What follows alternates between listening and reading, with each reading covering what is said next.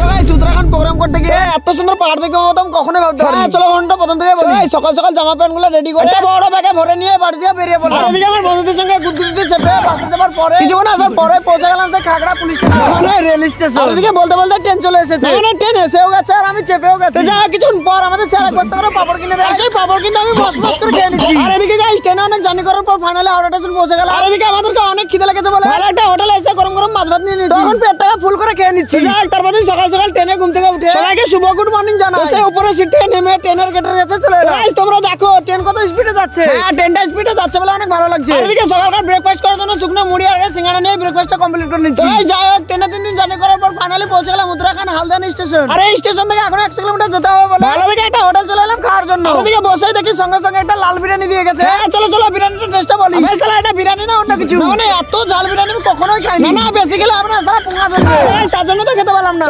যাই হোক সন্ধ্যে সন্ধ্যে আমাদের জন্য গাড়ি পাঠিয়ে দিয়েছে। সেই গাড়িটাতে আমি ভালো করে চেপে পড়লাম। চেপে তো বললাম কিন্তু 50 কিলোমিটার আসার পর আমাদেরকে এত ঠান্ডা লেগেছে চাদর বাই করে মুড়ি দিয়েছি। আর এদিকে ঠান্ডা তো হবে, অনেক পাহাড়ের উপর আছি তো তাই অনেক জার্নি করার পর ফাইনালি পৌঁছে গেলাম আলমোড়া। আর এটা হচ্ছে আমাদের ঢাকার হোটেল। এদিকে রুমে এসে দেখি রুমটা কিন্তু অনেক সুন্দরই দিয়েছে। যাই হোক এখানে এখন 3 দিন থাকবো, তো পাহাড় দেখার জন্য ফলো করা বা নেক্সট ভিডিওতে দেখা হচ্ছে।